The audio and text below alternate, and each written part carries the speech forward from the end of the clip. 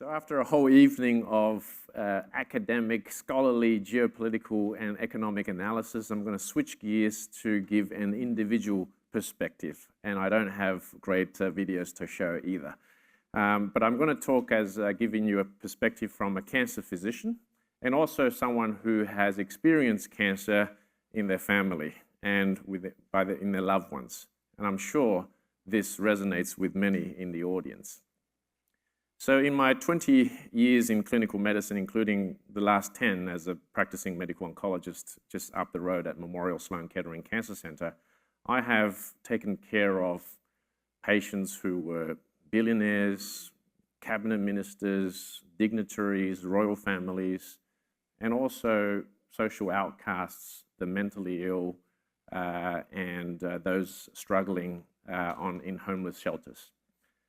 But I can tell you the experience and the struggle upon a cancer diagnosis is fundamentally the same. When you get diagnosed with cancer, the whole world tips upside down. And then there's fear, it's devastation to yourself, to your family, to your loved ones. And then there is this struggle to survive and also to improve or maintain the quality of life. That's a fundamental human struggle that is the same irrespective of your geopolitical background or views.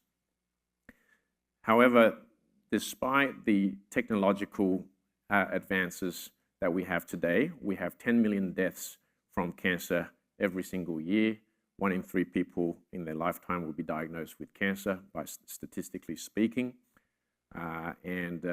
Many say that cancer is the emperor of all maladies. I believe it's true because it is really intent on doing one thing, and that's killing the human life, but it does so gradually with relentless cruelty.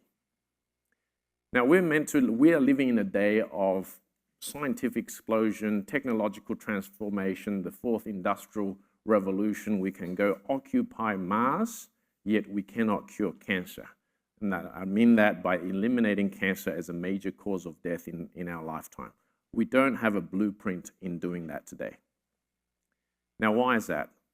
Well, training and learning and practicing as a physician and a scientist in clinical trials, I've come to realize there is this one bottleneck, and that is at the clinical trial level. And that is the critical step of translating scientific knowledge and discoveries into actual clinical practice that will save lives. That is a rigorous scientific process. It involves testing of the safety and the efficacy and the improvement of this medicine or this innovation or this vaccine or prevention in saving human lives. But that process is 10 to 15 years long for any new invention. And most processes fail. So we don't have that many 10 to 15 year cycles in our career or in our lifetime. And therefore the status quo is not going to get there. And the reason for that is fewer than 5% of patients actually can get access to clinical trials. Despite all the academic societies and guidelines, and the scientists call this the best treatment for a patient with cancer to improve outcomes, because that is access to innovation beyond what you have today. Fewer than 5% of patients get it.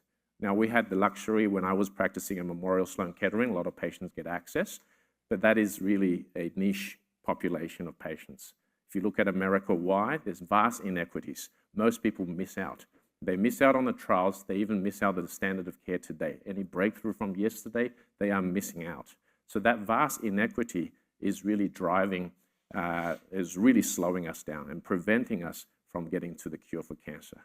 There's also the vast differences in individualized person care, the lack of diversity in clinical trials also preventing us from getting the cure for cancer. In this modern day of precision oncology, that is giving the right drug, the right medicine to the right patient at the right time, depending on the precise molecular alterations, whether it's a gene mutation or a protein signature, we have to target it precisely to deliver that magic bullet that shut down the cancer and the patient gets better. But that is now a slice and dice, a very fine niche population. And often we have these American patients here we treat, but there's not many of them. And if you don't collaborate with the rest of the world, for example, some mutations are actually much more common in other countries. And if we don't collaborate, we don't get the clinical trial data together, we're not going to get help for these American patients here who need help. So one example of a major breakthrough in lung cancer is the treatment for EGFR mutation positive lung cancers. And that's really a pill that shuts down a mutation called EGFR. And it works so much better than chemotherapy. It just melts the cancer away. But you have to have that mutation to get the pill that you take once a day, and far safer than chemotherapy. Now, it turns out this mutation occurs much more common in Asian women who have never smoked.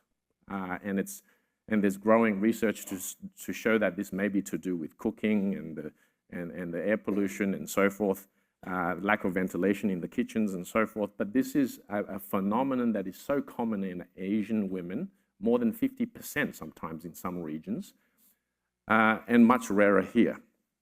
So when AstraZeneca invested in and developed their EGFR inhibitor, a pill, and working with the Chinese oncologists and clinical trial investigators, they were able to do a clinical trial in workhorse speed and getting first-in-human dosing in phase 1 to FDA approval in 2.5 years, which stands the world record for cancer drug development today.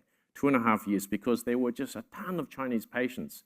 And when I talked to the people who were doing the trial, it was 200 patients in 12 days. They just flooded in because they could get this life-saving medicine that they would not have otherwise had a chance.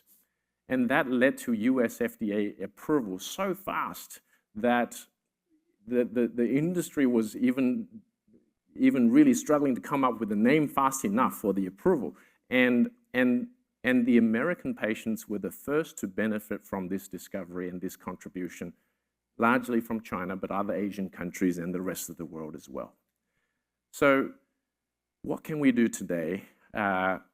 China happens to have more than 30% of the world's cancer deaths, 10 million deaths, more than 30% in that one country alone. America is number 2 in terms of cancer burden. So number 1, number 2 victims. They have a common enemy. And of course, the rest of the world suffers the same. So what can we do today as individuals? Well, at Cure4Cancer, which is a CCA initiative in close concert with the Bloomberg New Economy International Cancer Coalition, a multi-stakeholder leadership coalition, we work together to engage governments, including China, to open up their regulatory policy framework for clinical trials. And we're very proud we've made progress in that regard. China has actually shifted a lot of the regulatory decision-making on clinical trials from the Ministry of Science and Technology, which is very security-focused organ. This is like data control, Xinjiang, Tibet, no leakage outside of China, to the National Health Commission, which is a lot more open to international cooperation with data sharing and international research. We also engaged with China on a US FDA initiative called Project Orbis, which gets multiple countries to work together, which can simultaneously review and simultaneously potentially approve new cancer medicines and breakthroughs at the same time, cutting red tape rather than doing it sequentially, which increases the cost and delays access to patients. So this is a simultaneous review of clinical trials at the same time to get early access to patients. We've made progress in China. They opened their mind, completely turning around from a no way, we're not doing any sharings, national security concern, to something that's a lot more embracing with the US and the rest of the world. And basically, if invited, they will join. We have made some progress. We've engaged with President Biden's administration, and there's a lot of open and transparent discussions, but for a variety of reasons, including US domestic politics, the concern of looking soft on China, you have to be tough on China, so it just didn't go through. And we look forward to engaging with President Trump and his administration to see if President Trump can cut a deal with China, one that could potentially save millions of lives, both in America, in China, and the rest of the world. So I finish by quoting Kevin Rudd, who told me once that the course of history is not shaped by fairy dust, but is by individual committed women and men, individuals who make the difference. So with all the challenges presented in our China 2025 report, immense challenges in China, the post-COVID debt crunch, the healthcare system under strain, the source of mistrust, growing mistrust in the healthcare system, there's also opportunity that the Chinese government is also looking for solutions and actively listening for solutions. Actually, a strong US is actually preventing Chinese hubris, which, by the way, in the course of Chinese history has always led to its downfall. But so therefore, a strong US is actually shaping Chinese to a positive trajectory. So I call upon the individual, committed individuals in this room to seize this opportunity to make the difference, shape a better world, including cure for cancer. Thank you.